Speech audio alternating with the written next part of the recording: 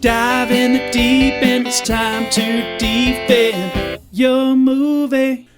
Hello, friends, and welcome to this week's episode of Defending Your Movie. I am your host, Jeremy Meyer.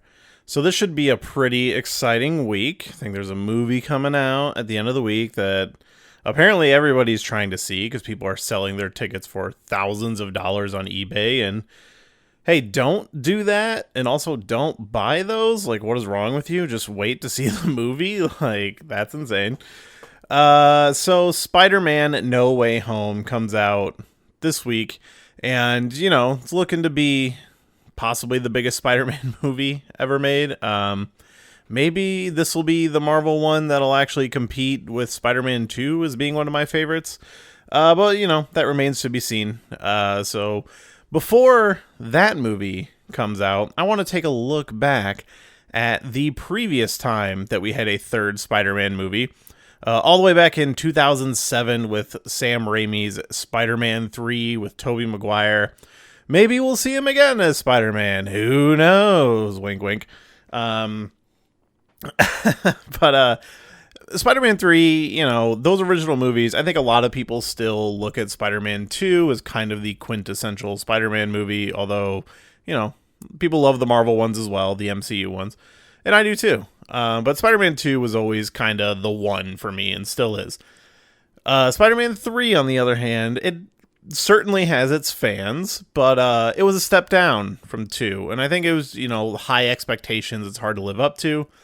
But regardless, the movie was not as well received as the last two, even. But I have always held in my heart that Spider-Man 3 is not as bad as everybody makes it out to be. And, you know, it reminds me of when the X-Men franchise put out X-Men Apocalypse, which I believe is something we actually talk about on this episode. So without further ado, I sat down with a guest, Trayvon Mack. This was our first time meeting. You know, I met him through mutual friends, but he does some acting, and he wanted to come on and talk about Spider-Man 3, and we had a really great, fun conversation, like not even just about Spider-Man, but about kind of a lot of the Marvel stuff overall. But, you know, we both had a lot of fun with this movie and definitely think it deserves another look and a little more attention because it was huge when it came out. It was the most expensive movie ever made. And, you know, that's been overtaken a few times, but for a flash in the pan, that was that movie. But it's, you know, it's worth looking at. So that's what we're going to do today. You know, get ready for Spider-Man No Way Home. You know, who knows how this movie might relate to that one. It's hard to tell. Not so much by the trailers and all the stuff that's leaked out, but, you know. Anyway, without further ado, let's get the plugs out of the way before we get into the show. If you want to follow us on social media, you can at Defending Movie.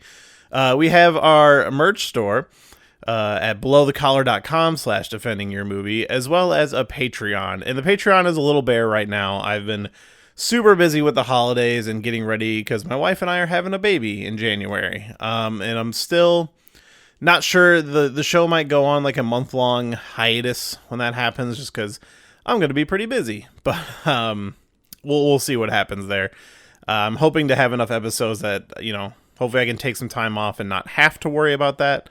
But it might just be good for the soul to take care of the baby for a little bit before I worry about, you know, posting up some more episodes. But we'll see. So without further ado, let's get into our little discussion on Spider-Man 3.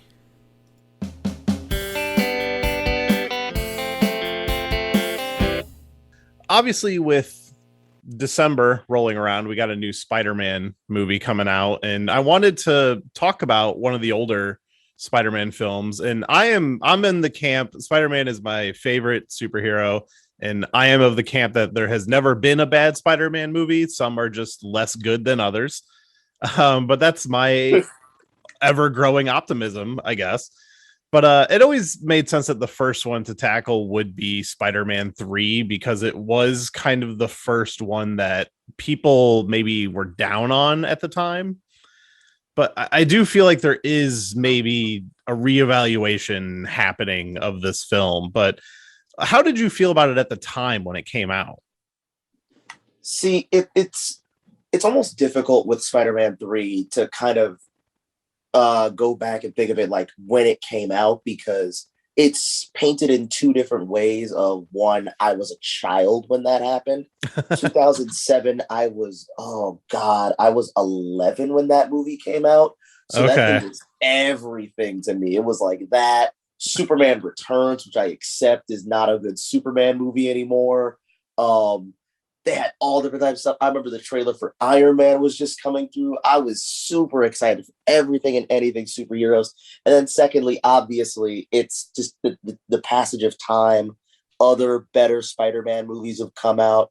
But when this thing first came out, I loved this thing. I played this just as much as I did Spider-Man 2 for good reason, too. I mean, you still have all of your main returning cast members of Maguire, Dunst, Franco. You get Thomas Hayden Church as a brilliantly casted and the look of Sandman. And the movie was, I believe at the time, it was the most expensive film ever made. Yes, that is true. Until that Pirates of the Caribbean movie they made. I don't remember if it was the third or the fourth one, if it was the one that came back after the original trilogy. I can't remember. It might have been the third one. Spider-Man 3 holds this beautiful place in my heart for being brilliantly flawed. And speaking of December, and movies coming up soon, there's a great way I like looking at Spider-Man 3 now. It reminds me of an old James Bond movie. And now, mind you, I haven't seen the newest one as of this recording. Me neither. I am dying to see it, though. No Time to Die. I'm ready. I've been waiting on this one. It was supposed to come out in 2020. It didn't come out. Now it's here. I have yet to see it, so I couldn't give anyone spoilers on it. But this movie, Spider-Man 3, reminds me a lot of Quantum of Solace. Okay, I had a feeling that was the one you were going to choose, and I'm curious to hear this. So, in one particular way, not for the fact that they both come out during the same time periods or anything like that, because Spider-Man 3 comes out in 2007, and then Solace comes out in 2008, and the writer's strike affected them in 2008. It's that Spider-Man 3 and Quantum of Solace have this weird thing where they have the exact plot that they want to run, the perfect setup, the right kind of villain that they want to run with, but they lose it in different ways. Where Quantum of Solace doesn't go far enough, and that hurts it, especially where the Bolivian water crisis came into play. Yeah. Spider-Man 3 almost goes too far with how many villains it has. It has its perfect two villains right there if you need them, and doesn't need a third. If there's one thing you could legitimately cut from this movie and take 10% out of it from, it's Venom. Yeah, I agree with you. And I'm a Quantum of Solace apologist, I should say. I actually really love that movie. But yeah, like, so I recently watched Spider-Man 2 actually like a few weeks ago, and just by happenstance. And then this was my first time watching Spider-Man 3 in a while. But like, it feels like such an obvious path to have Harry be one of the main villains, and then, you know, introducing Sandman is great, but like they end up not doing enough with Harry just to cram in more Venom. Like, Harry spends most of the movie not even remembering what happened. Right. Oh my goodness, the whole idea that he just completely forgets all the stuff that you've been going and leading up to for two movies, and then dropping that out of nowhere is mind-boggling. Yeah, although I would say this time I was kind of having fun with just like carefree Harry. Like he has some good moments where he's just kind of popping into the movie just with a big smile on his face. Just like, yeah, I don't know, I'm living my life, guys. And like, I was kind of enjoying it. It's almost a reference to something that happens later in the movie where another character gets carefree, and it's just nice to see. Yeah. So I've always approached Spider-Man. So I was 19 when the movie came out, so a little older. I remember because it actually came out the year I graduated, and I remember like watching it and been like, like it's hard coming off of Spider-Man 2, because I mean, to this day, that is still, I think, my favorite superhero film. But like, I always looked at Spider-Man 3 as, look, it has all of the things that the good Spider-Man movies had as well, and like does them just as well. Like some of the action stuff in this movie is still some of my favorites from that era of Spider-Man. Like I really enjoy a lot of the scenes where like he's fighting Sandman in the subway system, and like the camera work there, and you get a little bit of that when he's fighting Venom on the top of the building too. Like the action stuff in this movie is still great. The comedy in this movie is still great. It just has these other elements to it that are not as great as the ones that came before. And I think that's part of the way that we look at this, because Spider-Man 1 is so brilliantly handled for its time, and because Spider-Man 2 is just one of those sequels that is somehow better than the original. We kind of look at Spider-Man 3 as, yeah, this is inferior just by nature of not being those two movies, but there's a lot in this one to like snack in on. It's a lot of fun. Its themes really work out for what they want to depict. And I feel like this is the seminal Spider-Man movie for a lot of people, because if this one succeeded, we wouldn't have like the Amazing Spider-Man movies. We probably would have gotten that Spider-Man 4, maybe 5. I don't think that we end up getting superhero trilogies as we know them today if Spider-Man 3 works out, because way too many of these things feel hampered by trilogies. Oh, absolutely. But let's be clear. This movie was super successful. It made almost $900 million. Like when we talk about this, I saw an article today, actually, where I was actually not an article. I was just Googling this movie, and one of the like suggested searches was, why was Spider-Man 3 a flop? And I'm like, in what world was this a flop? Like the only reason we kind of look back on it now as like not as good as the other ones is because they never made a fourth one. Because like if the fourth one had happened, this would maybe just be just like a little like misstep in the franchise. But because it was the last one and they just rushed a reboot out there, I feel like it always gets like more flack than it deserves. Big time. And it also doesn't help that the following movie didn't live up to the standard or the hype of what it was going to be bringing in terms of an original new Spider-Man movie.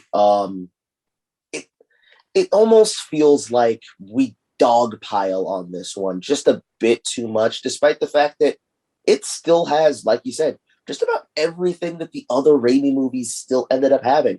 Fantastic score, great characters, iconic looks. I don't think that we're gonna get a better Sandman look in the next 15 years, unless they decide to like pull John Cena out of whatever thing that he's doing. Oh, that's a great casting.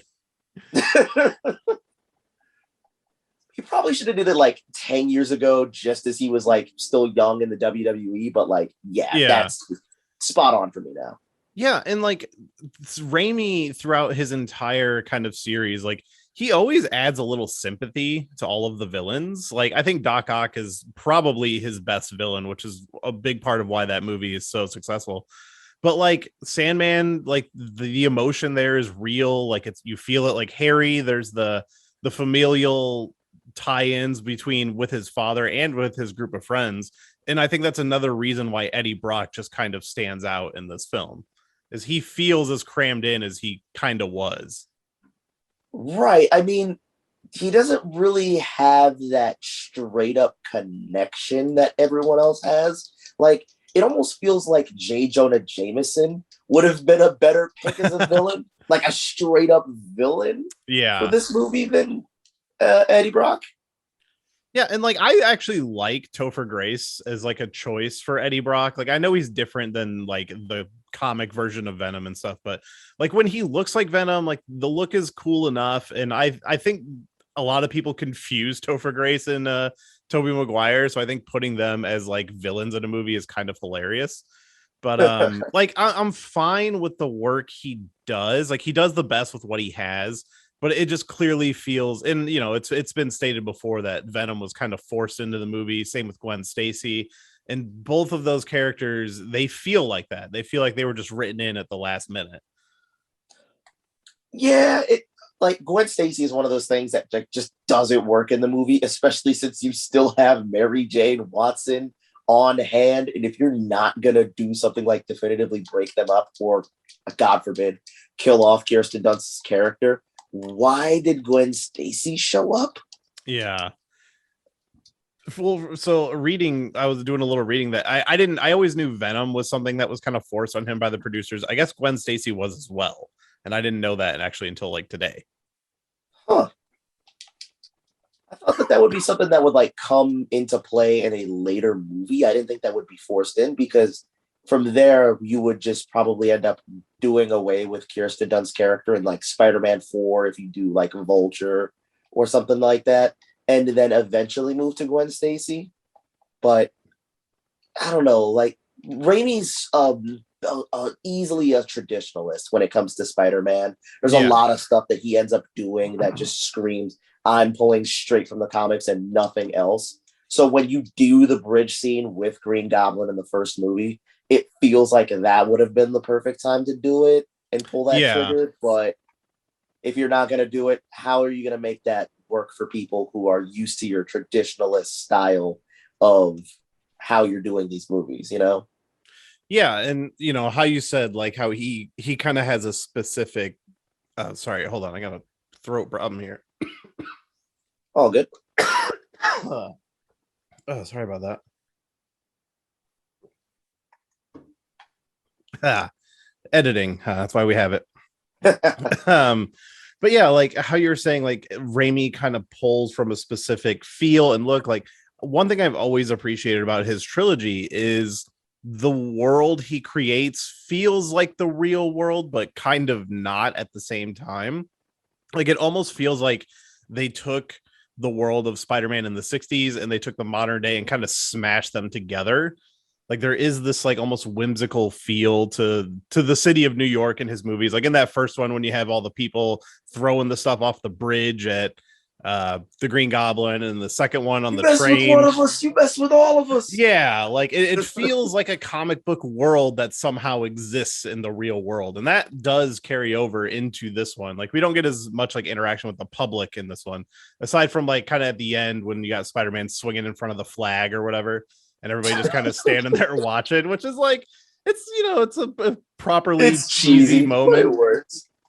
And like Spider-Man is cheesy, so like I buy into it, you know. I mean, that's kind of the brilliance of comic books in themselves. Like you say that Spider-Man is your favorite. Honestly, I'm a huge diehard for Superman. I contend that there has been only one good Superman movie, and I'm saddened by that, because these characters kind of embody what we want to be and the ideals that we perceive in our society. So it's kind of difficult watching, you know, these movies not get back to that same kind of fun and joy that we used to see in them. These moments of seeing like, how do I put it? You're right, kind of how New York feels like it's a 60s, 70s look, but still has enough recognizable that you don't feel disconnected from it. It doesn't feel disjointed. Yeah, like a good example in this one is the scene where the Sandman shows up when they're giving Spider-Man the key to the city, and like the cops that kind of see him on the street. Like the cops in these movies always feel like right out of a comic book. Like none of them ever like look and feel like real life cops. Like and like I love just the look of these movies, and like something I was noticing this time is I don't know if it was the way they were color grading the movie, or maybe it's just I haven't seen it in a while, but I love the way the suit pops on screen, and even with an all black suit, like I love the look of the black suit. You know, I wish we got the big spider like, you know, we're supposed to, but I mean the Venom suit kind of gets it later, right?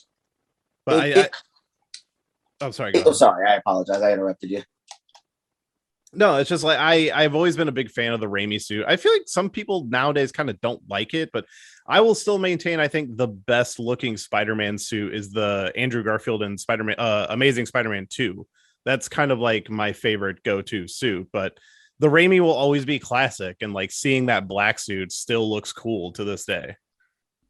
It still brings a pop. I guarantee you when they end up using it in No Way Home, because let's be honest, that's the biggest non-kept secret in all of comic books. Yeah. That in all of comic book movies, that Toby and Andrew gotta be in this movie. When you see that, you're just gonna feel a type of way, because it's the way it intrinsically looks feels like Spider-Man. It feels cheesy enough to be put straight in the comics, but not too much so that it doesn't feel like you could reach out and actually touch that kind of person.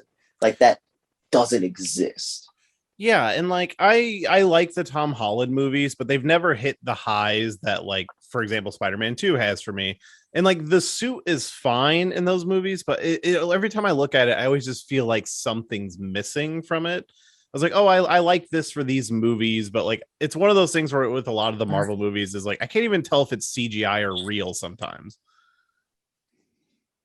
I think it's because I feel like there's two things with the Holland suit before we go back to Spider-Man 3, is that it needs the larger eyes. I think like those Todd McFarlane 90s eyes on Spider-Man work for that suit.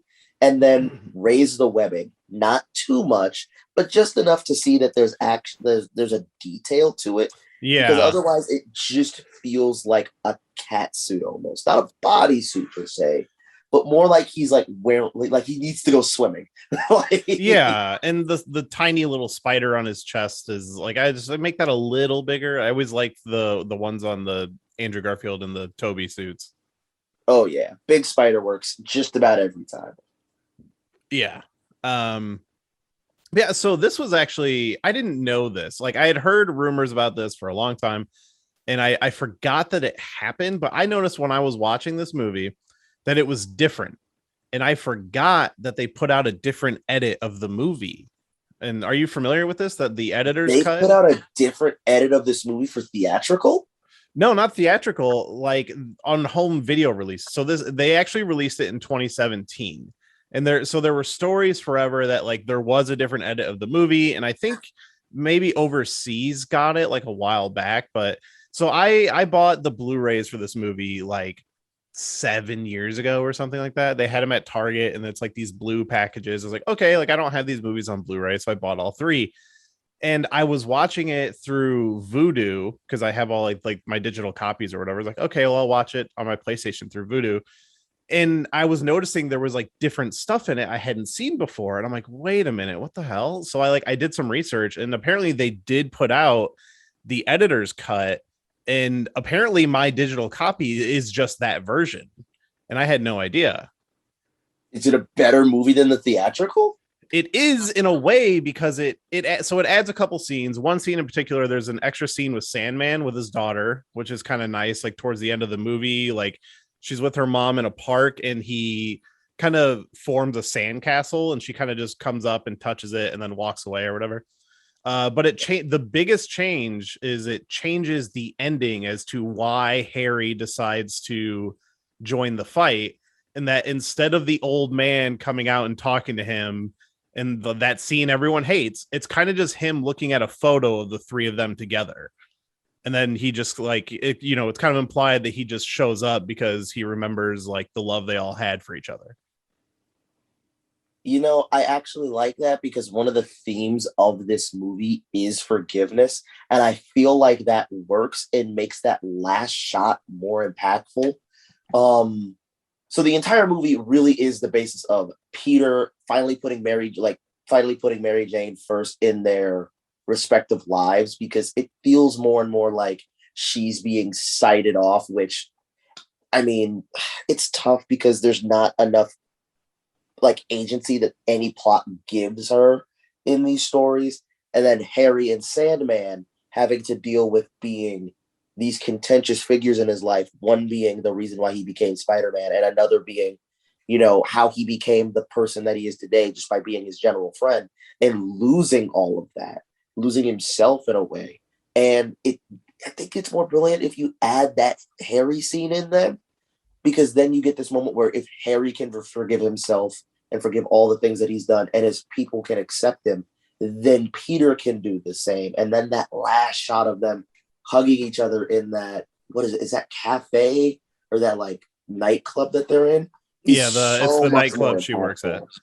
Yeah, and like everybody always hated the scene where his butler just comes up and tells him, it's like, well, why didn't you tell him before? Like, why are you only telling him now? So it kind of takes out that like plot hole. And it makes it a much tighter package. And yeah, it fits in way better with the themes. Like, watching all these characters come together. And I think there are some scenes that are rearranged in this edit as well. I'm not as fluent in the movie to pick up on some of that stuff, but like to me it seemed mostly the same. But like just that changing of the ending, like adding in a little more with Sandman, it kind of does change the movie a bit. And I was very surprised that was just like the version I had. I appreciate that because, like, I always thought that there was just this one set for this movie, and that was it. We all just took a look at it and collectively had the biggest mixed pot of opinions on this thing until the next big like superhero movie came out, like the Dark Knight Rises, and we either just agreed that was the end of this amazing trilogy, or yeah, that really wasn't as good as it could have been. Yeah, and I would definitely put both of these movies in like the category of, they're not as good as the two that came before, but they're still solid. And like, again, if there was a fourth one in those franchises, I don't think we would look back on them as negatively as we do. And that's kind of where I come back to with the Raimi movies, is that I almost don't I try not to look at them as a trilogy. I wish to see them as a saga, because it really does feel like he's building to some great grand climax after fighting all of these classic villains. Maybe we really would have gotten this amazing like aerial flight scene and fight with Vulture, but also some really core character work that Peter desperately needs. Maybe we finally get to a fifth movie, because I think that the only real long-term superhero franchise that like stayed on its own plot was the Christopher Reeve Superman movies. I would maybe throw in the X-Men movies, because there was a lot of those, and they're not messing with other franchises. They are their one long thing. But Well, even I that mean, they up to get a that little. point at least. Yeah. Yeah, I Because I would think, agree with that. because I think up to that point you had just finished X-Men: The Last Stand. And people were like, "Oh my god, that killed comic book movies forever." And then Spider-Man 3 comes out and it's just fine, guys. Don't worry. It's still Yeah, fine. everything's fine. And I do wonder, like, what if, this next Spider-Man movie is huge? Like, does that open the door of like, hey, why don't we just do another one of these as he's a little older now? It wouldn't be a bad idea. I mean, technically they would have the rights to Tobey Maguire's Spider-Man still. Raimi is still on hand. It would most likely come out like after 2025 or so, because he's Yeah. still working on Doctor Strange and the Multiverse of Madness. And then I think he's got one more project that he's working on. I think he's got another horror film lined up. But after that, hey, I'd be okay with a Spider-Man 4. Yeah, and like, so I mean, there was one scene that was always rumored for a Spider-Man 4, and I have my fingers crossed that they kind of just like when he got hired on Multiverse of Madness, I was like, it'd be amazing if they just threw this in there, if like they're jumping multiverses. But now that was before we knew about this Spider-Man 3 movie. But there was like a opening montage described at the beginning of Spider-Man 4 of him kind of just capturing a bunch of like C and D list level villains. But the big thing was it's him dragging Mysterio into the police station, and it was supposed to be played by Bruce Campbell, kind of hinting that all of his appearances in the other movies were just him as Mysterio. And I was like, oh, I would have loved to have seen that. Which works out perfectly. Bruce Campbell is the right kind of guy to pull off all of those roles of how he did that, and then immediately come out as Mysterio in the fourth movie. Brilliant, good Yeah. idea. And I gotta say, I love his scene in this one as like the French waiter. Um, like, I mean, Bruce Campbell's always a lot of fun when he shows up, but he's doing such good character work in this one. Like, just his little line, like I am French, and there's just like no follow up to it. He's like, all right, I guess you're French. Yeah. And then the whole because like the comedy in this movie is still great, and like the comedic timing of all of these movies was always really good. But like the whole scene where they're in the restaurant and he keeps accidentally signaling them over and having to tell them to stop. Like, I don't know, I there's so much to like in this movie that I can't really ever like hate it. And I never understand when people just immediately turn on a franchise like that. You know, I get it. It's that initial look of just raw emotion off top. Like, I originally watched Batman v Superman: Dawn of Justice day zero. I got to see this thing early release. It was it was I was so excited to go see it. And then 2.5 hours later, I walked off like someone had like burned me to cauterize a wound. I was in pain. I didn't realize what had happened. But Yeah. looking back at that movie, I realized it's nothing that the movie did to me. It was just how I felt about it at the time. It's still not very good to me because Yeah. I still hold an objective outlook towards it. But I acknowledge it for the things that it's trying to do. This movie doesn't have that issue. I can see everything that it wants to do, and the stuff that it wants to do, for the most part, works.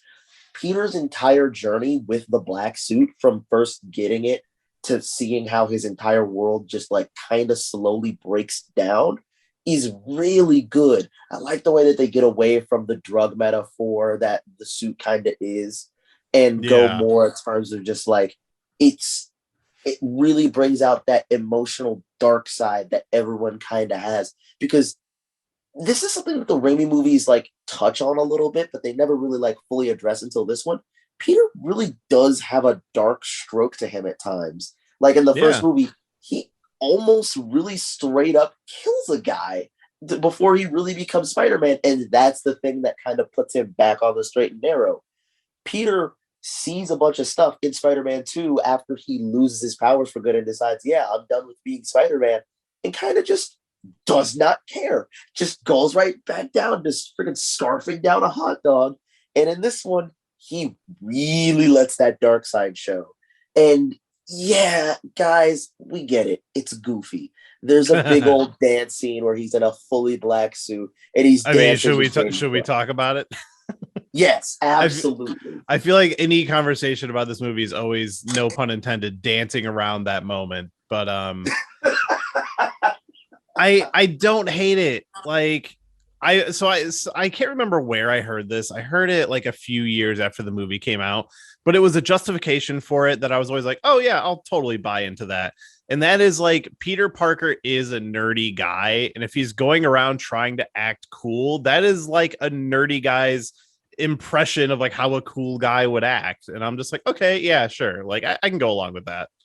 See, that reads with me, because if you read like how we've been looking at the movies of, it's anachronistic of it, almost the 60s and 70s but put in the modern day, Yeah. what a 60s to 70s kid sees as cool back in that day is basically Superfly. So so the Yeah. very first thing that he could do is to make himself Superfly, turn into Shaft, basically be this cool guy that he sees get all the women. He ends up being the coolest thing. He almost turns into, I can't remember his name. It's the Fonz. That's what it is. From Oh Happy yeah, Days. yeah.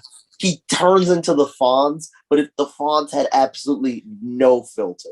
And it's hilarious. It works for me every single time. It's akin to Iron Man 3's twist. I know people hate it, but Oh, it I still love Iron Man works. 3. Like, I It, understand people hating that stuff, but I fucking love that movie. it's so good. And Yeah, then, yeah. like I do still laugh after he beats Sandman and comes out in the alleyway and like puts his hair down and messes it up. It's like, okay, like, why you got to give yourself the emo look? But like like I maybe it is just because I always viewed the world in this like as that kind of 60s 70s smash up, and maybe other people just weren't looking at it the same way as I was. But to me, it always just kind of fit. And that's kind of the thing that the Raimi movies don't get enough credit for, is that they really do just fit. It's just that it's a matter of taste and outlook at the time.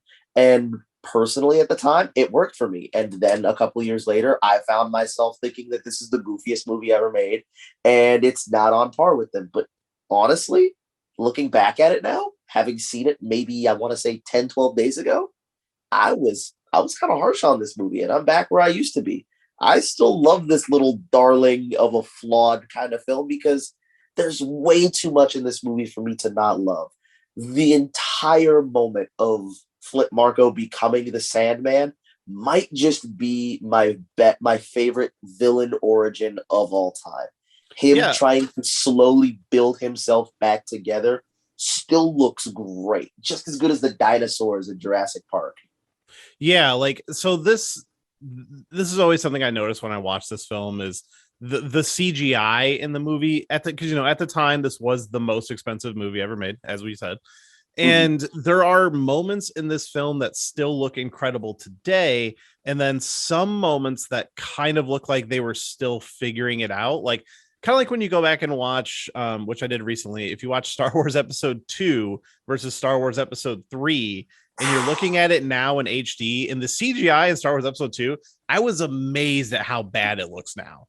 But Episode 3 looks really great. And it's kind of this half step of like, yes, we were pushing things forward in a way that has never been done before. And at the time you looked at it, it was fine because you've never seen it before. And now looking back at it, you're just like, ooh, some of that does not hold up as much.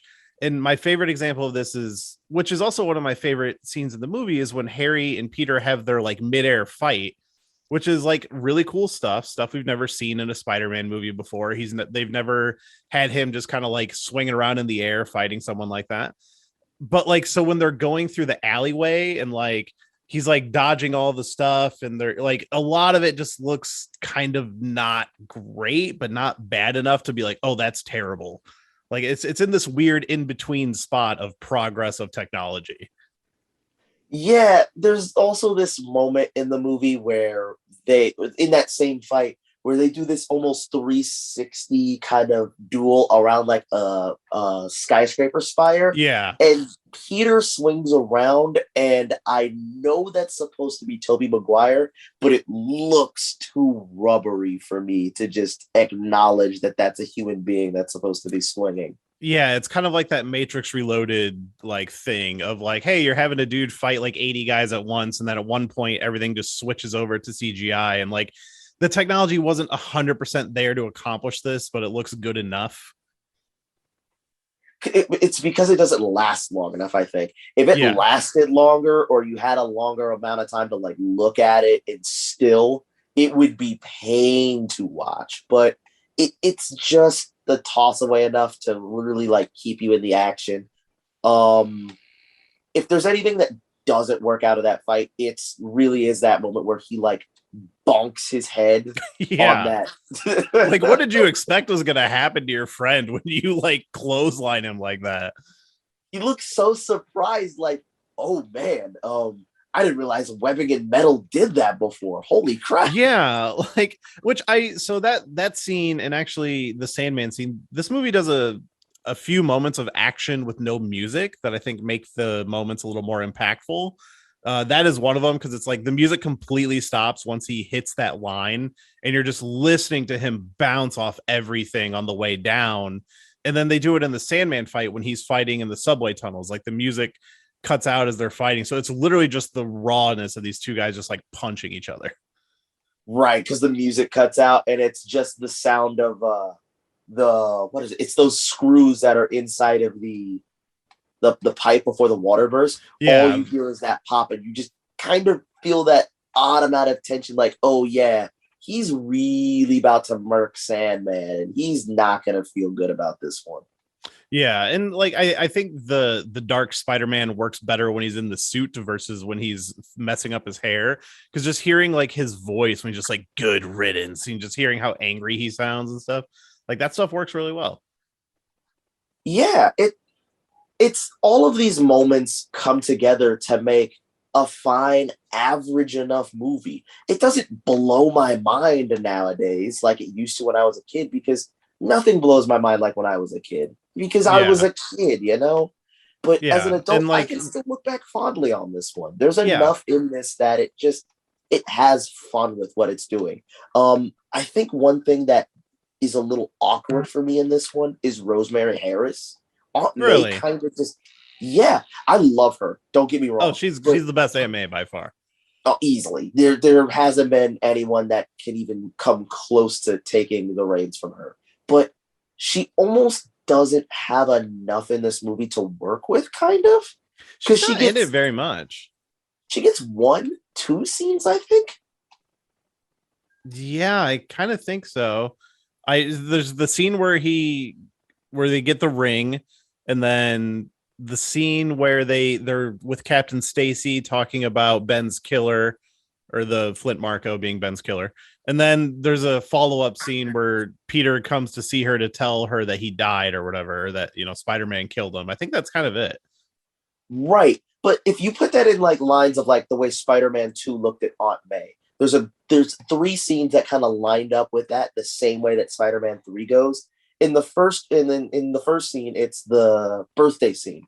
They all come together. They're all at Aunt May's home. They're all having a good time. But it has that little pang moment at the end where she's trying to give Peter money, and she actively is a force trying to tell him, like, you take this money. She's actively in opposition. And she's crying as she's doing it.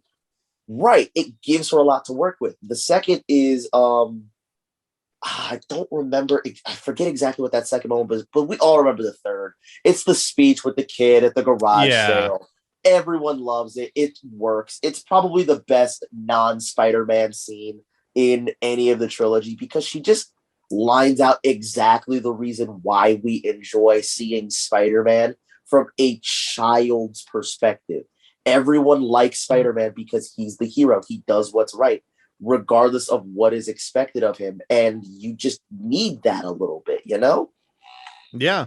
And like this movie, the closest she gets to that is talking about how good Uncle Ben looked in a bathing suit. Like she's always there to serve as the moral compass, and like this movie just doesn't give her a lot with that. Like there's the one scene where he tells her that Flint Marco was killed by Spider-Man, and she's like, oh well, I don't think Uncle Ben would want us living with vengeance in our hearts. Like that's kind of the only real powerful moment she gets, but it just doesn't match anything from the first 2. And that's kind of the pain part, because she's supposed to be, I would say, the second most important character in the Spider-Man mythos, outside of, I guess, Mary Jane Watson herself, or even Gwen Stacy. Yeah. I mean, Uncle Ben will always be that top tier because he's the one, like, with great power comes great responsibility. Without that, we don't have Spider-Man. But, he's not a present character throughout the franchise. So I would definitely say Aunt May is kind of the next like best thing. Right.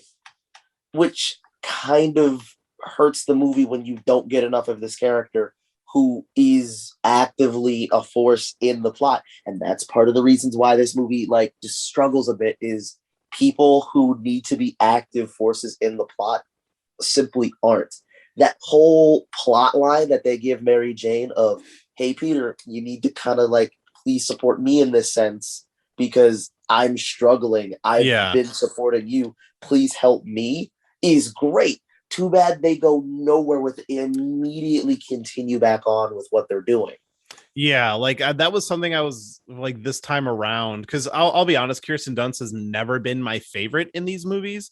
But watching this one, I was like, oh, I like her in this one a lot more than the other ones. And it's because they're giving her a lot of emotion in this one and not just being like a damsel in distress, even though she fills that role as well. But like there's actually like stuff going on with her, and it kind of just gets pushed aside. And like it does, like this movie more than some of the other ones like really shows Peter as kind of like this selfish character. And that's like part of his journey, is like needing to realize like, hey, I need to be there for her the way she's always there for me. And now that makes that editorial kind of stuff, that editorial cut makes so much more sense of, hey, you need to kind of help me, please be there. And then you have Harry, who is just absolutely killing every scene that he's in. I don't know why people get so much flack to James Franco in these movies, but he's so good. It's his best role. Yeah, he's honestly, having so much fun in this one. Yeah, I wanted more. Like I was saying before, I'm kind of bummed that he spends most of the movie as an amnesiac, because I want more of his character and his like motivation in this movie. Like And the second movie leaves him in such an interesting place of how, like he feels ruined, he feels miserable, and he just hates Spider-Man. And now he knows who Spider-Man is, and they just don't do enough with that.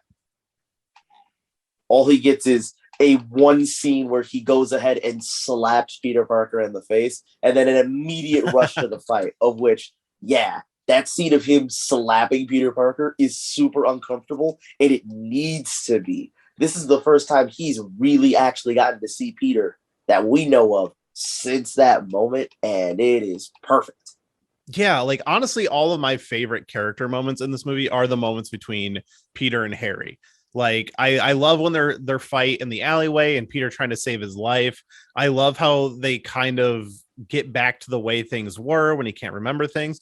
But their fight together at the end, I think, is actually one of the better moments of the movie. And actually, that is something that is different in this version as well. Is that instead of Peter appearing on like his balcony, he's already in his house, and the dialogue is slightly different.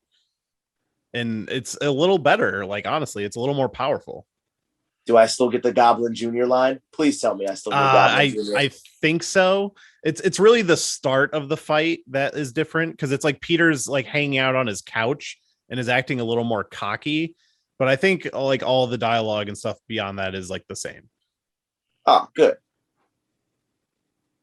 But yeah, Well, like I mean, I'll take it. I will.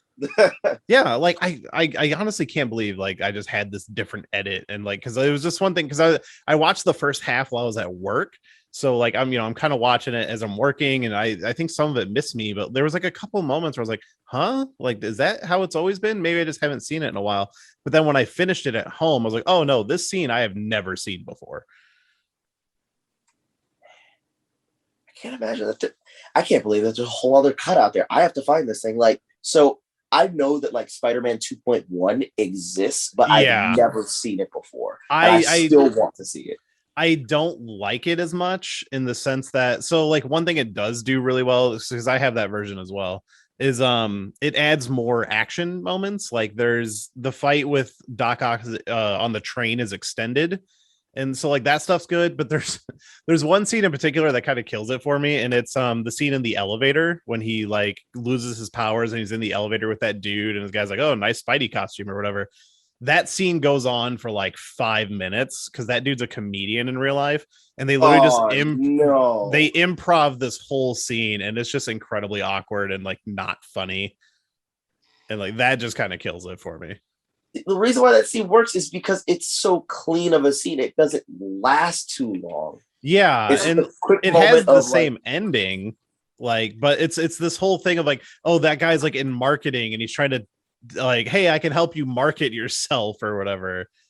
But like, I think what it kind of kills what makes that scene funny in the original version, which is this dude doesn't know it's actually Spider-Man. He thinks it's just some weirdo dressed in a Spider-Man costume. Especially since, kind of people do that all the time. And yeah. I work at Target back here in my hometown, and it's funny because I still have people dressed up as superheroes all the time. I feel you. I did that for 6 years. So. And it still makes me happy because it makes all the kids happy, especially with everything going on these days. Oh, absolutely. I feel like we all need something like that, Yeah, no, absolutely. And like how we were talking before, like comedic timing, like these movies are always perfect with that, and extending some of those scenes kind of kills it. But even in this one, in all three of the movies have moments like this, but I think this is the only one in Spider-Man 3 is like the really quick cutaways from scenes on like a comedic beat. And it's when like the Sandman first appears and they fight for the first time and he lands on the roof and he's just like, where do these guys come from? And it's just like him spitting out the sand right as they cut away. Like, it's similar like in the second one where he's trying to get his powers back and falls off and lands on the car, or in the first one where he's practicing swinging and just slams into the billboard and slides off. Like there's so many good like edits like that in these films. There's enough out of these movies that you just end up getting all that you need to. And I think of all of the issues that Spider-Man 3 has, it's that it's not quick. It's not clean. It doesn't feel like it has that same snap at times with certain scenes that really do need to be a little bit quicker. Yeah, I guess you could say. Also, just not putting Venom in this movie. Just there's no need. He's a whole feature length film idea of basically, hey, we can do Spider-Man, but now he's fighting the Terminator. He's just hunting him through the entire movie. Yeah, and like Venom is really only in this movie for like 10 minutes or something like that. I will say though, like one moment that always sticks with me is the killing of Venom, I guess. Like I love when he hits him down in the construction site and is planting all the poles in the ground and like running around it. Like visually, it's a great image. And then watching the symbiote like rise up before he gives it that final bang with the pipes or whatever. Like I love that scene.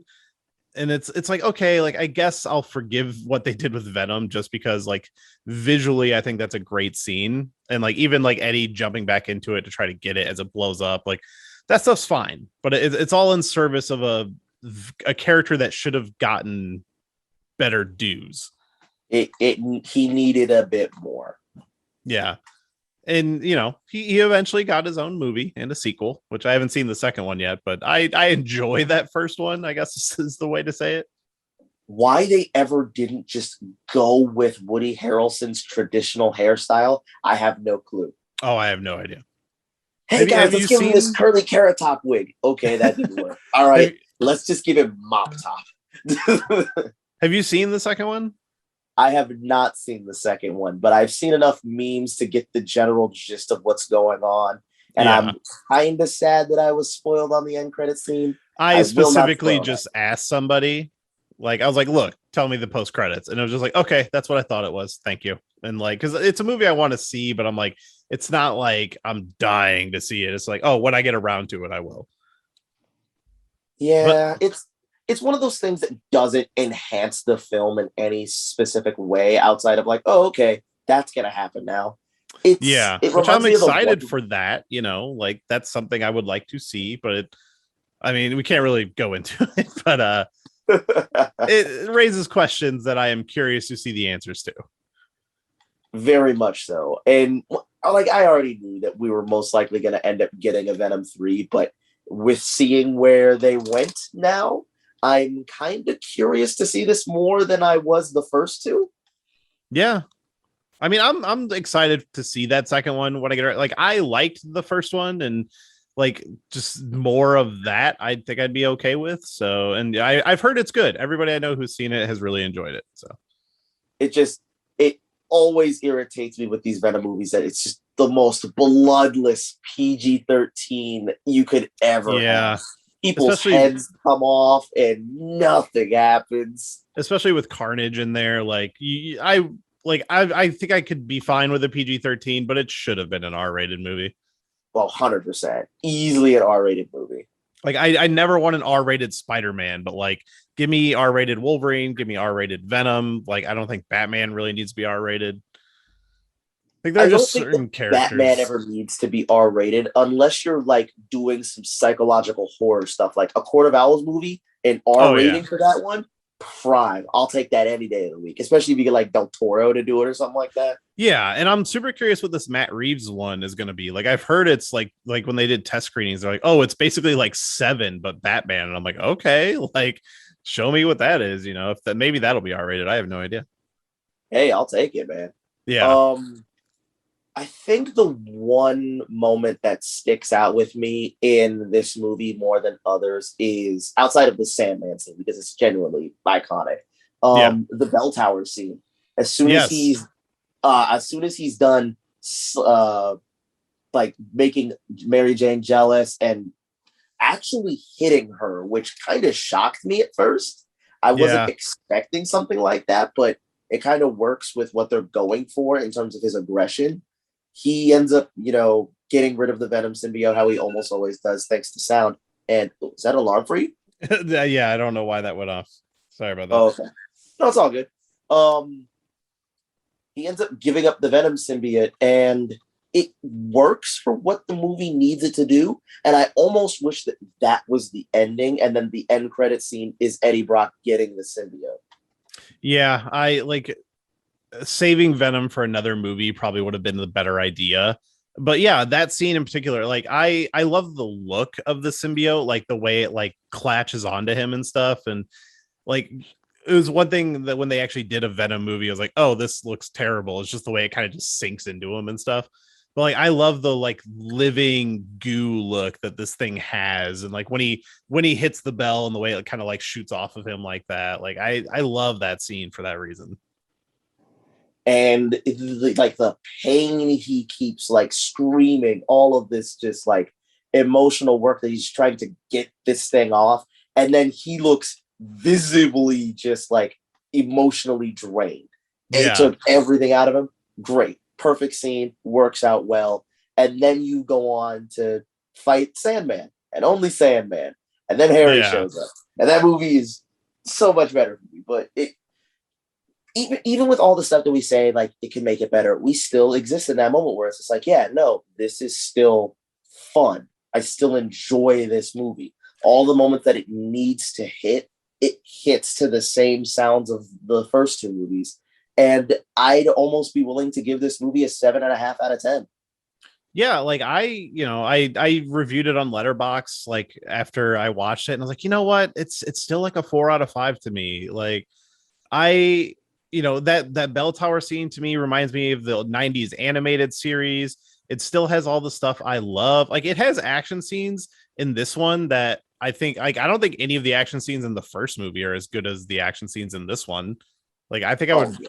I think I would watch this one over the first one, to be honest. Like, and I definitely would acknowledge the first one's a better script, but I think this one's maybe a little more entertaining at times. Like, even when it's being a little silly and hokey and I guess bad at times. And you know what? I'll take that. That whole key to the city scene where he ends up doing the same upside down kiss as the first movie, kind of playing into that and letting Mary Jane be jealous. You know what? Run it. It's goofy. It makes no sense. Why would he ever do that? Why does it make sense for her to actually take that kind of kiss?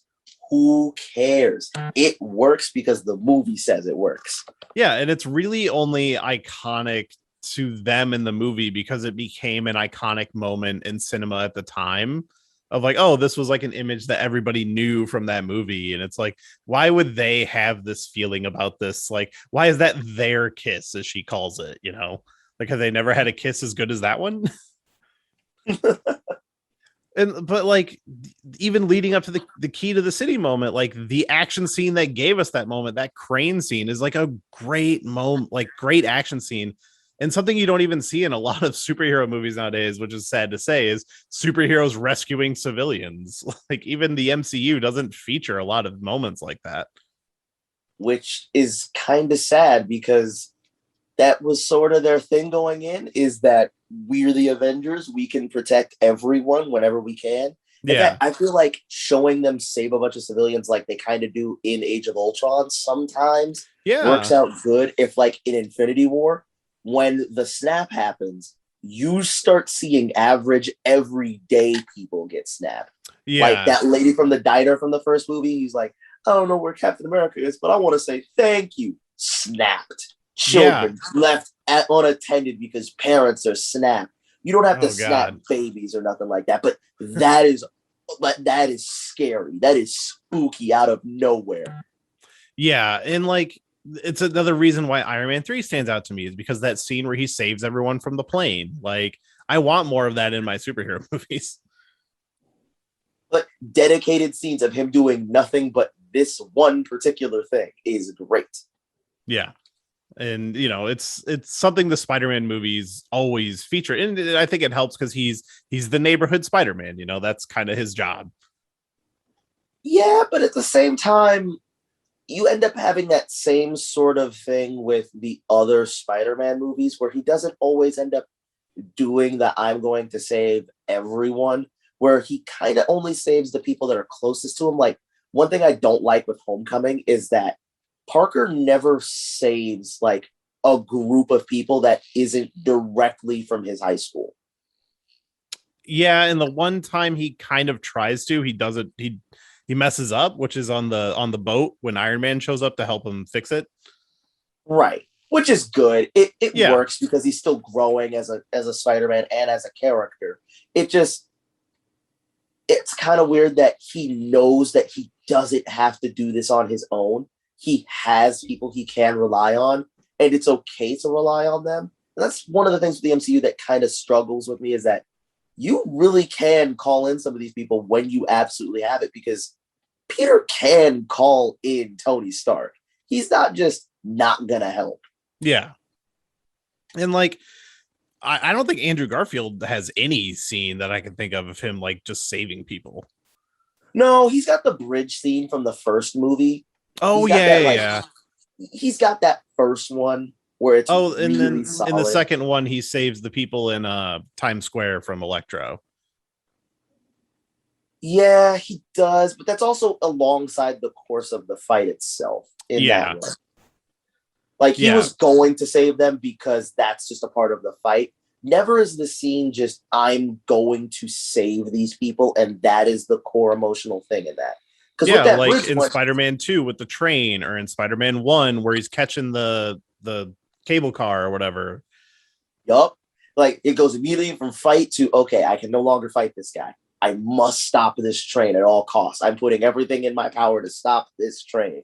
Yeah, and that scene is so powerful. It's been the driving force of like every Spider-Man thing since then. It's been referenced in things like the video game and in Enter the Spider-Verse. Like, that will always be an iconic superhero moment.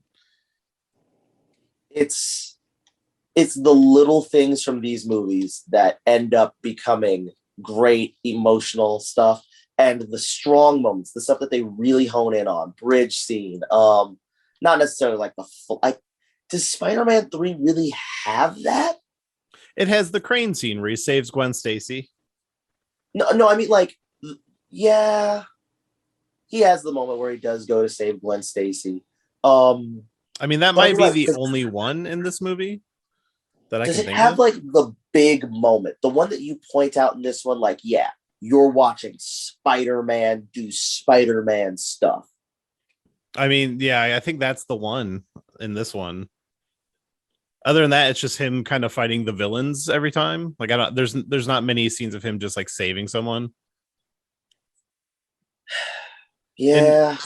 And even the Gwen Stacy scene, that is him saving a major character, or I mean, minor character for the movie. It's not like a random civilian, versus in the second movie, all the people on the train are random. He saves like a couple of kids in the very beginning of that movie. I'm struggling to think of any other moment in Spider-Man 3 that's just him out saving people as Spider-Man. Yeah. And I'd be remiss if I didn't at least bring up two main points in this movie of Stan Lee's cameo. Obviously, it's so good. Really fun. So good. He's like, Spider-Man, key to the city. Oh, that's good. Enough said. I guess one person can make a difference or whatever. And I know for a long time he said this was his favorite cameo, but that was before the MCU was in full swing. So I wonder if that remained. God rest his soul. I hope it did remain, because it's just a nice soft moment to break up all of the intense emotions that he's been feeling, the flashbacks to seeing Sandman killing Uncle Ben, him becoming the Sandman, all of that. Then you get a nice heartfelt moment of, yeah, that's the guy who created Spider-Man right there, talking to his creation, letting him know everything's going to be all right. I sort of met him once. I got an autograph signed at his the year before he passed. It was very much, hey, this is kind of his final round of like conventions and stuff. And I think it was like $100 for the autograph or something like that. But I was like, you know what? It's Stan Lee. I got this Spider-Man comic I want to get signed. So, and we were exhibitors at the convention through my work. So I got in early, was like the second dude in line, and just sat there all morning until he came out. And he was pretty old at this point. Like, it was cool just being in his presence and hearing his voice.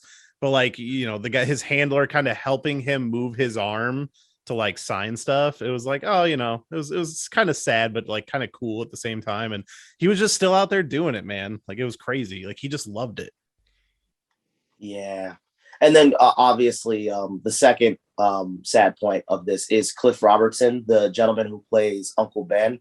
This was his last film appearance before he retired and then passed away in 2011. I forgot about that. That is true.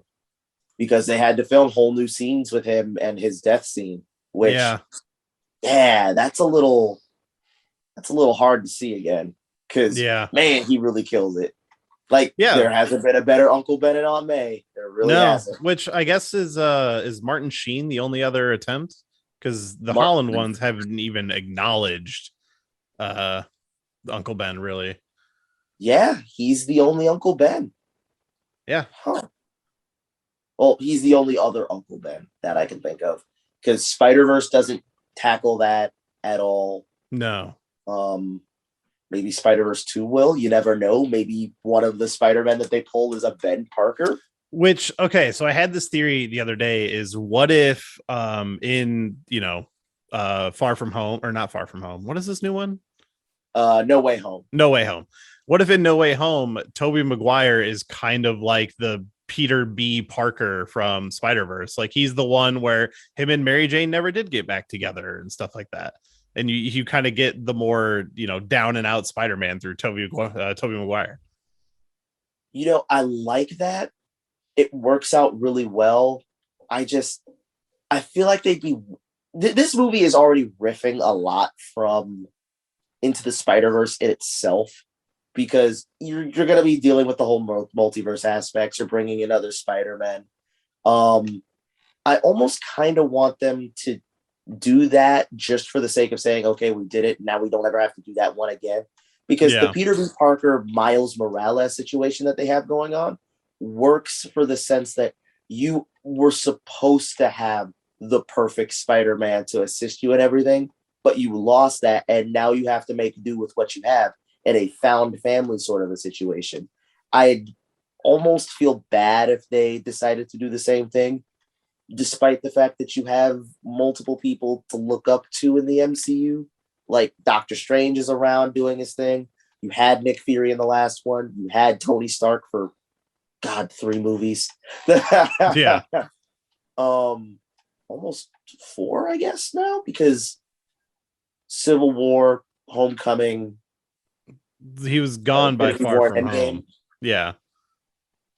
Yeah, because not really Far From Home, but his specter still remains of, what that movie is attempting to do, which I really like the twist with Mysterio. I know people don't like it, still love it. I think it's great. I feel like almost the mentor for him that you want to pull is Andrew Garfield, because he almost loses more in a sense to me. Yeah, he kind of does, because he loses Uncle Ben and he loses Gwen Stacy, and they never got to Mary Jane in those movies. And I almost just want them to just follow up on that scene, because at the end of Amazing Spider-Man 2, it's the most mass marketed scene in that entire film, him fighting the Rhino, and they cut to black. I have never been so salty in my life. Yeah, and like with this new one, I am just kind of hoping to see more of like what happened with Toby and Andrew. Like, will we get more of information on like the future of their characters, or are they literally just going to be ripped in from like a certain moment and they never really address it? I'm very curious to see how they handle it. So my curiosity with it is obviously Doc Ock with this movie. For anyone who hasn't seen the trailers, how? And secondly, I apologize. I'm going to be giving at least a little bit of like No Way Home's like whole kind of conceit, is that they're bringing in certain villains from previous movies. We know we have Electro from the Amazing Spider-Man movies, but he's not necessarily that same Electro. Yeah, he said he's not going to be blue, so which I liked the look of Electro. That wasn't my issue with Electro in that movie. My issue was the fact that his teeth got fixed. Yeah, and he's also just like barely in it. Yeah, the first main villain that you really set up in that movie is in it for all of 20 minutes at most, something like that. Doc Ock will presumably be pulled from the second movie, but I mean, well, Alfred Molina said something that like I never heard a follow-up on, but he may have said too much, and that he literally gets pulled from the last moment you see him, which would be him sinking in the harbor. So maybe he gets zapped out of there and doesn't actually die at that moment. Ooh, Molina kind of gave a little bit too much there in that case. Yeah, he was one of those guys out there saying a little too much. I've also seen that possibly if you're really looking at it, you can see the lizard in that trailer, but I don't know if that's true or not. So I have a new theory on that, and based on an event that we talked about earlier, I'll tell that to you after this whole thing. Okay, I think I know what you mean, but we'll talk. It's a bit of a spoiler for another movie, and I don't want to do that to people. But I think it might be that one. I think we might be getting another character that hasn't shown up just yet in these.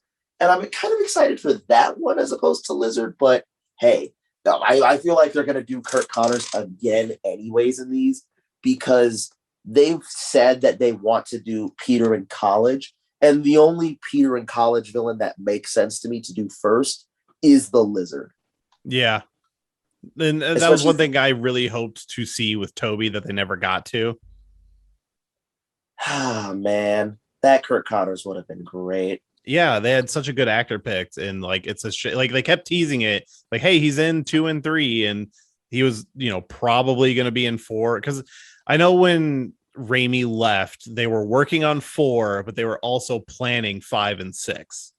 And he left just because he felt he wasn't going to be able to deliver by their release date, and, creative differences and all that. But, I know Vulture was rumored for 4, and then possibly Lizard for 4, but maybe for 5.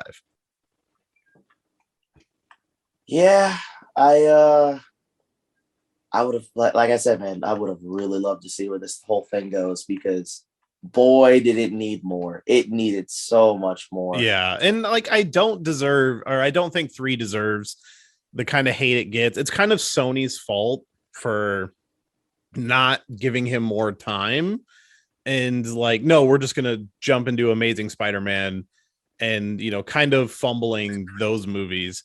But like, because it was like a slap in the face of, they had a release date and Raimi was like, we're 4 drafts into this script and I kind of hate it. And they weren't willing to push the release date. But then I think they did for the Andrew Garfield one. So it was kind of this slap in the face of like, oh, we're not going to continue your movie, but we're going to do another movie and give them more time. And that's why I kind of call Spider-Man 3 the seminal Spider-Man movie. Had this one been like, I don't want to even say panned. If it had been more critically accepted, we don't get those Amazing Spider-Man movies. And if we don't get the Amazing Spider-Man movies, we don't end up getting Spider-Man in the MCU. So we don't end up getting that whole great feel-good moment of Spidey being there in Civil War with all of them fighting at the airport, or any of these other MCU movies. It's almost, if this movie were different in a way, that we don't see superhero movies the way we do anymore, Yeah, it's weird. It's like, this is where everything branched and like how different things could have been. Like, this could have been what Superman and Batman were in the 70s and 80s. You would just have a revolving carousel of Spider-Man actors, but still in this conceited universe of Raimi's style. You know what I mean? Because we still have Leonardo DiCaprio on hand. Jake Gyllenhaal was supposed to take over for him for Tobey Maguire in Spider-Man 2 when he got injured. What do those movies look like? Yeah. And like, there could have been a world where, instead of Amazing Spider-Man, they did just use a new team and make Spider-Man 4. And it could have been like James Bond. We could have been kept going and just like, hey, every so often we have a new guy. Yeah. Like, I would love to have seen a Sinister Six with Tobey Maguire, but I mean, it sounds like we're getting that. I mean, kind of in a way we are, but not the way we thought it was going to be. I don't know. That is the thing I'm most excited about for the new one. I want to see Toby again. Like, I will definitely admit, I think Tom Holland is maybe the best Spider-Man in Peter Parker, but I'll always be partial to Toby. Like, he was the first. It's the LeBron Michael Jordan argument. Do you want the highest of your peaks, or do you want continued success? And what I see of the highest of peaks easily is Tobey Maguire. Tobey Maguire hits the highest highs, and even in his lows, I still enjoy him. but those highs are so high that it's the reason why we have the Spider-Man movies we do today. Without Toby, we don't end up getting Andrew Garfield in his solid moments, or even Tom Holland having something to work off of.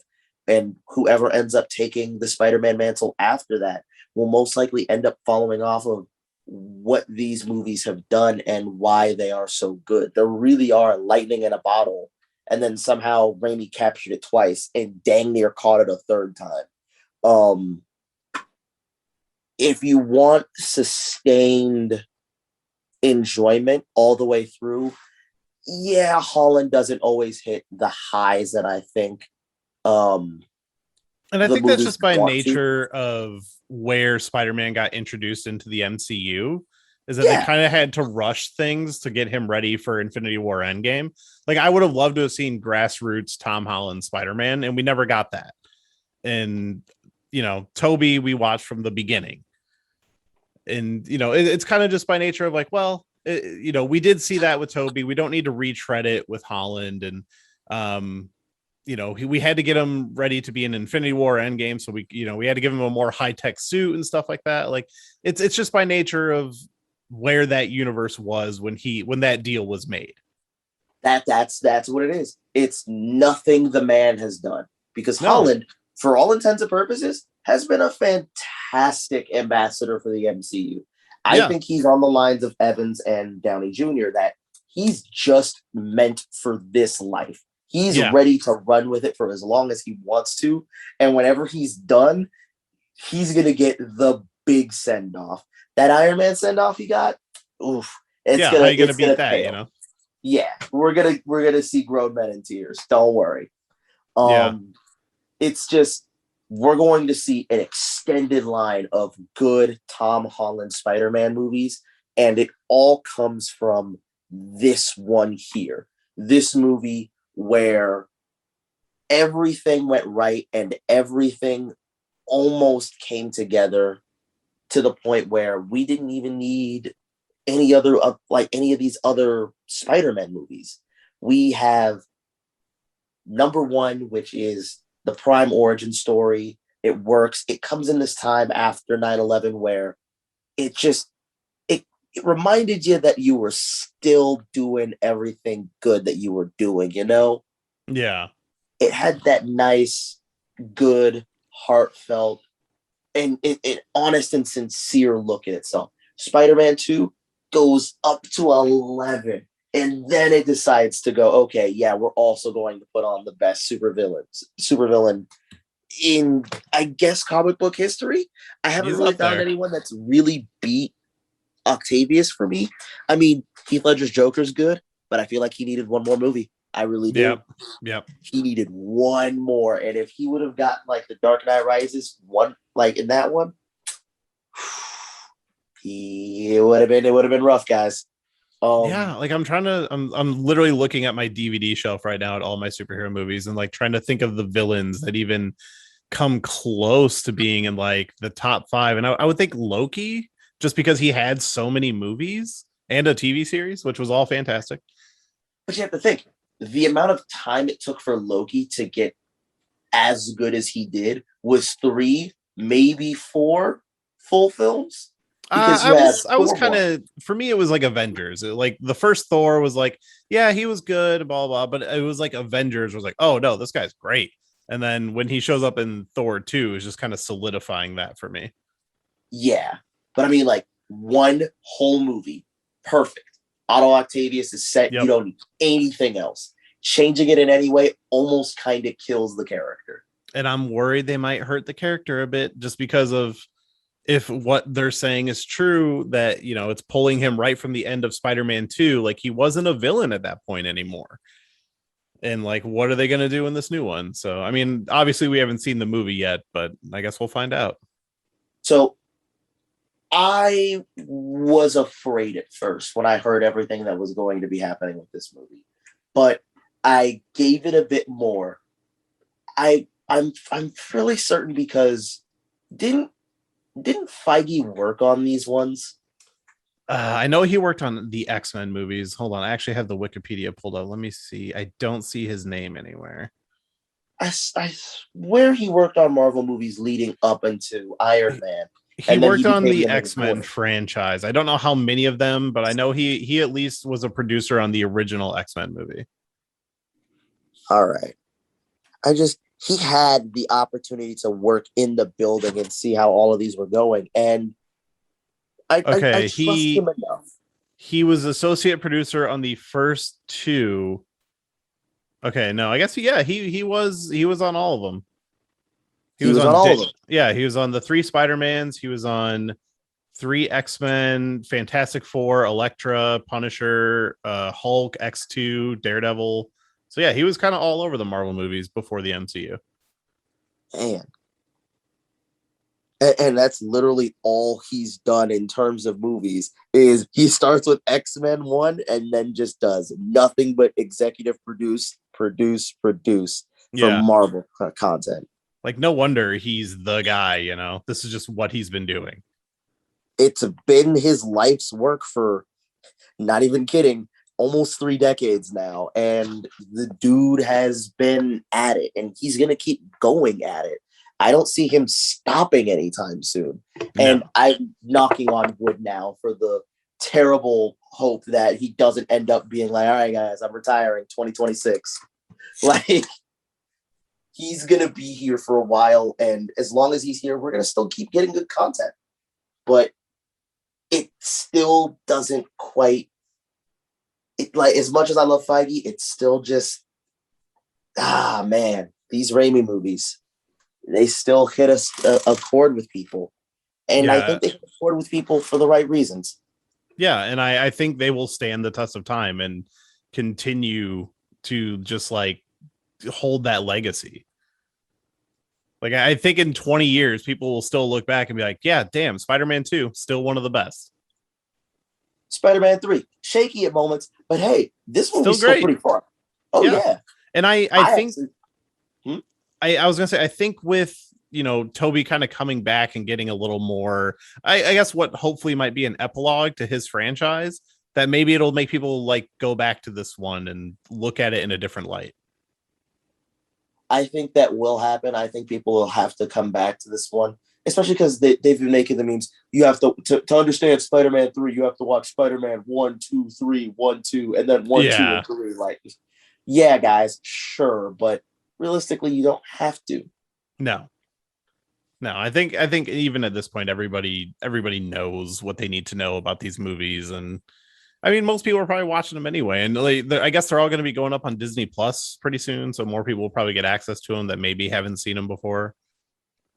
Because I guess Disney and Sony cut that deal at some point. I mean, they've cut that deal. It's just a matter of wondering whether or not these movies are going to stay Sony or if they're going to go Marvel, because Disney has so much money. If they really want to, and I know they're going to, they're going to keep making offers, and they're gonna keep saying B with a billion on it for however much money they want to get those rights back. All of Yeah. it. Yeah. I mean, I know Sony's super reluctant to give it up because, like, out of their top 10 highest grossing movies, all the Spider-Man movies are on that list. So I know they're very reluctant to give it up. So I mean, it seems to be that after No Way Home, Spider-Man could just be going back to Sony for the time being, but I mean, we kind of don't know yet. Yeah. And I think maybe they would end up stopping live action Spider-Man movies for a moment because they're on a good track with Into the Spider-Verse. And if the sequel to it is going to be as good as the first one is, we could just see a bunch of animated Spider-Man movies for the next 10 And years. I'd so be down for that because they're also doing the Spider Women with Spider Gwen, Spider Woman, and Silk as well. That's an animated movie that's in the works. Oh, right. They are making that. Shoot, Yeah. that could be a cool thing. Man, Yes. that is going to be really solid. They have a great Spider-Man lineup now. Yeah, they really do. The only thing like doesn't line up for me is the Craven the Hunter movie, I guess. Oh yeah, I forgot that was announced. And that Morbius movie is still floating around. I could see it working in some ways, but at the same time, I don't know what you can really do. Yeah, I don't know. And I do wonder if, like, what if they just cut a deal where, so we're doing this multiverse and the multiverse is going to split. So Tom Holland is literally going to be Spider-Man in both Disney and Sony, but they're just separate universes. Yeah, that's Like, gonna I be a could, lot. He's gonna be doing double duty. yeah, like, why not? Like, hey, we're going to do a Spider-Man movie over here. We're going to put like Tom Holland and freaking Morbius in the same movie. And over here, Spider-Man's still hanging out with the Avengers. You know, that wouldn't be a bad idea now that you think about it. Yeah. Yeah, they're just multiverse versions. I feel like people could get on board with that. The prevailing issue is that people always like to think that it's too much. The whole continuity thing is difficult for people to latch onto. But I'm like, we've been into these Spider-Man movies, Marvel movies, the superhero genre for a while. It's the prevailing like blockbuster series for a while. I think people will be okay with multiple versions of a character walking around. Yeah, I just feel like you set it up in the end of No Way Home, and it kind of just, prepares the audiences from that. Like, hey, there are two Tom Hollands, one's over here, one's over there. And then people moving forward hopefully can figure it out. Plus, you got different Marvel intro logos because the Sony movies are still using the old school logo. Oh yeah, they are using that one. And then they're also using the in association part, right? Yeah. So it's like, hey, the one that has this logo takes place over here. And then the one that flies through the word Marvel and shows all the MCU movies, that's an Avengers film. Which I actually really like. I like that whole like setup now that they show to celebrate all of their movies, and they keep adding in the new ones. It all looks kind of fun. Yeah, and the way they've kind of riffed on it, like after Stan passed, they just had all the Stan Lee cameos. I think that was on Captain Marvel, and then they did the same thing for Chadwick Boseman on one of them. It was all just Black Panther. Mm-hmm. I can't So I'm remember calling which it one with that was this for. one. I'm calling it with No Way Home. It's all going to be Spider-Man movies, and not just the Holland movies. It's going to be all of them. It's going to be all. Oh, that would be wild. Just to let people know, like, hey, we know what you're looking for. Yeah, we can mess with you.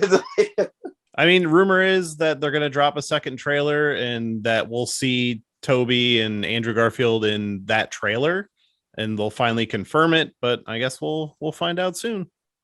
Yeah, that comes out December 17th.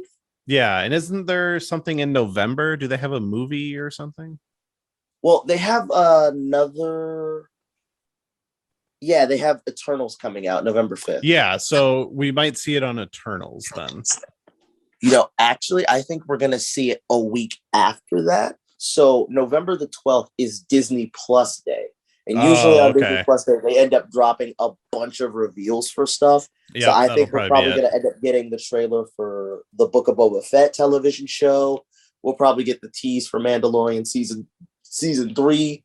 And then I think we'll probably end up getting 2 Marvel trailers. We'll end up getting Thor's trailer, or like a teaser for that, for Love and Thunder, and then we'll get that second Spidey trailer. Yeah, I'm wondering, because I heard rumor that we might see a Doctor Strange trailer next. So I'm wondering if I will take. Oh, absolutely. And I'm looking up what comes out first, Doctor Strange or Thor. It looks like Doctor Strange might be the next one. Yeah, because Doctor Strange comes out in April, and I think Thor comes out in June. Yeah, I think that's right. Their summer release. Doctor Strange is set for March, and Thor May. So yeah, Doctor Strange would be the next one. So maybe we'd get a Doctor Strange trailer. Or both. Who knows? Who knows? I know that we're not going to get the Black Panther trailer till I want to say February. That seems about right, because that'll do it during Black History Month. It'll give them about 4 more months to really work on a good trailer, and then 4 more months after that to drop a second one. Yeah, because that's not out till July. Yeah. Yeah, I'm a lot to be excited for. A lot to be excited for. So looking back at this, one question I'll ask you: is there any one thing that you would take out of Spider-Man 3? I mean, I feel like by default it has to be Eddie Brock. He's a villain that doesn't need to be there. And like, as much as I've said, there's things about him I like in this movie, I would rather give more time to James Franco and Thomas Hayden Church and like let those characters breathe a little bit. I feel that. So actually, I kind of just want to take out Venom if we do anything and kind of keep Eddie Brock myself. I feel like Brock works as this as this antagonist that slowly builds.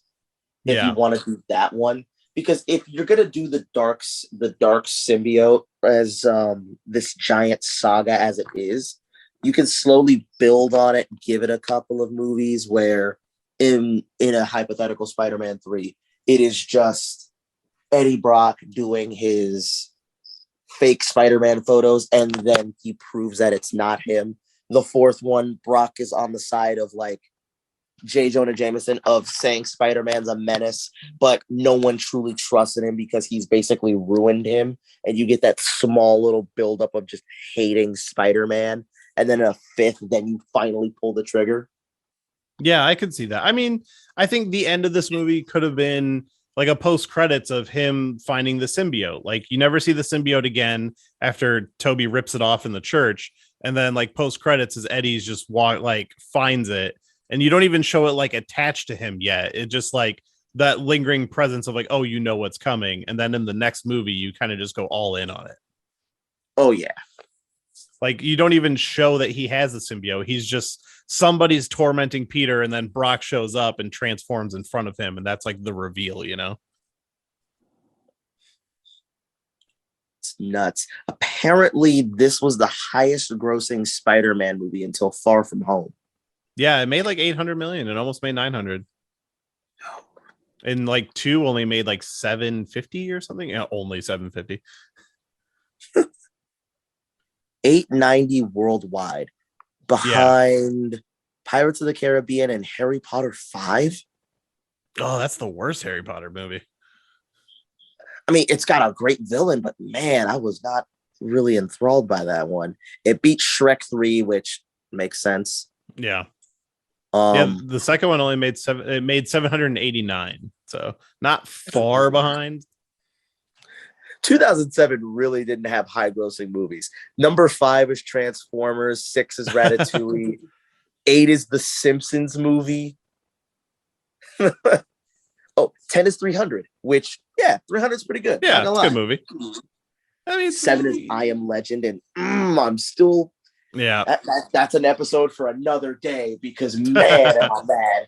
Yeah, that's one I always have like a different opinion on it every time I watch it. Especially since they have the ending right there. No, not doing it now. Not doing it now. We'll write that one down for the future. Whew, but all right. So before we hop out of here, any closing thoughts on Spider-Man 3? I think that everything we have said about Spider-Man 3 still kind of holds up for closing thoughts. This one is brilliant. Spider-Man 3 sits in this pantheon of Spider-Man movies where I guess you could say it's not an S tier thing if you want to like do the whole tier listing. Yeah. But I'd be remiss if I didn't put it in the A tier now. It's still so much fun to go back to. I have a blast with it.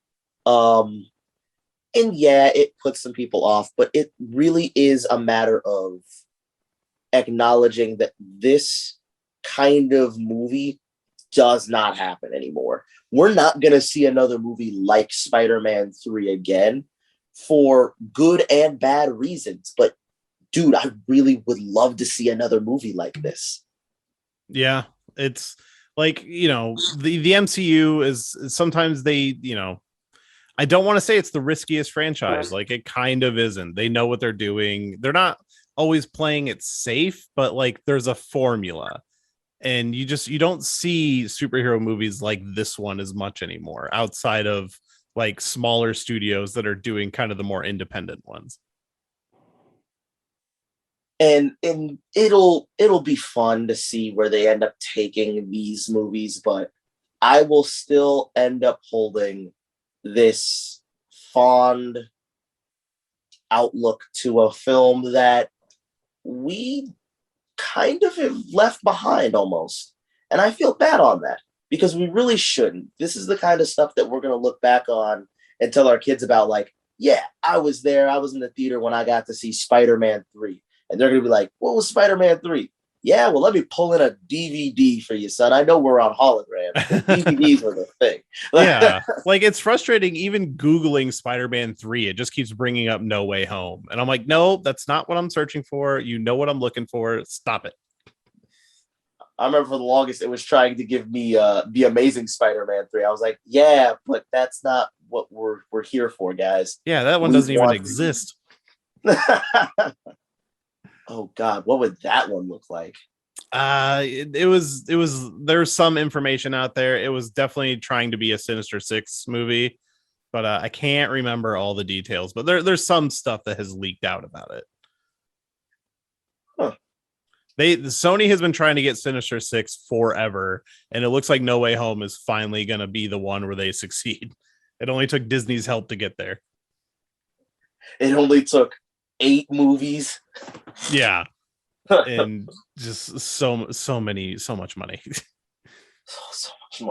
But, I mean, even if you like average them out for what, 250 million for each movie to be made, you're spending what, almost 2 billion between eight Spider-Man movies. Jeez. Yeah, that would actually be interesting because just looking at 2, it was 200 million, and 3 was more than that. So yeah, you're definitely over $1 billion probably.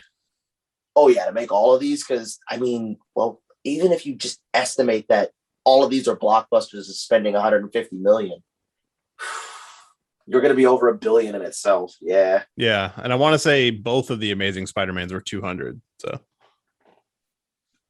that's a lot. It's a lot. They're going to make it back. So I guess fingers crossed for No Way Home and the future of Tobey Maguire.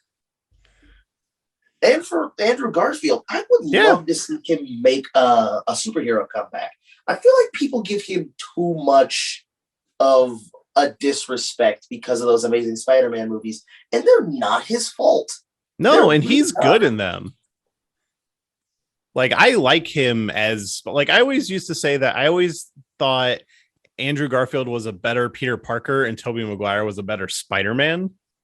Like back when those movies were kind of out. But like, I think by the time Amazing Spider-Man 2 came around, like Andrew Garfield had kind of nailed it for his version. Oh yeah, he's great. The thing that I realize with it is that with all of these people that we say aren't as good or struggle or bad, it's not them, it's their films. Like Jesse Eisenberg, we all know is a fantastic actor. That man killed it in The Social Network and still does to this day. He just had a bad script. He just had a bad script and it didn't do well. I mean, sure, some of it is his performance is a little stilted and everything like that, but some of that can also be in the direction. And that's what he's being told to do. Right. We can't get down on these actors because they come off a different way. It's just what their job is. And sure, yeah, these aren't the most enjoyable, but there's still people behind these. It upsets me that people got on like Kelly Marie Tran with the Star Wars stuff. And I'm like, that is not her fault, guys. No. Honestly, she wasn't even bad in that movie. So that stuff was just awful. She wasn't bad in that movie, right? Yeah, dude. She was great. I loved her. Yeah, I hope people kind of revisit this one and give it the love it deserves. Well, the love it needs, you know? Yeah. Come on, guys. Show Spider-Man 3 some love. If there is one takeaway that you guys take from this episode, this hour-long episode, give Spider-Man 3 give it its roses, because you're going to be wishing for stuff like this one day. Yeah, probably one day soon when you see how cool he is in the new movie. But well, hey, man, thanks for having me on. I yeah, appreciate it. This was so much fun. I love absolutely. Yeah. And now we even know the next movie we need to come talk about. So that's always a good takeaway from an episode. Oh, I Am Legend is gonna be it's gonna be a rough one. Yeah. But any closing thoughts before anything you need to throw out there? If there is anything that anyone takes from this in terms of outside of Spider-Man 3 itself, please, guys, donate to the American Red Cross. There's a lot of people that are struggling right now after the most recent hurricanes that have been happening in the American South. And it would be more than appreciated if y'all can end up donating food, money, towels, clothing, blankets, shelter for these people who have been displaced. I know some of it's starting to get back to normal, but that's the sort of organization that desperately needs all the support that it can, because they end up dealing with so much on a yearly basis that when an event like this happens, they are scrambling to get all of the work done. And it doesn't look good when we only give in one particular event. Let's keep giving all time, anytime that we can, whenever we think about it, because we're only here for each other. It's what we have. That's why these superhero movies get to me so much, because they are the best of what we want to achieve. We give when we just have to, when we really could give whenever we can. If you have the power, you have a responsibility. And I'm not asking you to do it every time, but sometime. And if everybody does it sometime, we have coverage. So thank you all for listening. I appreciate you all. Be safe. Peace and love. Absolutely. Don't just wait for something bad to happen. We can always do more even when stuff's going all right. So always able to help out there. Always. But all right, man. Thanks for joining me for this little chat. I had a great time. Me too, man. I can't wait to see you again for this. This will be fun. Yeah, absolutely. And just be on the lookout for that I Am Legend coming soon. We'll figure it out. We will get it in the works. All right, but thank you for being here, and I want to thank everybody for listening.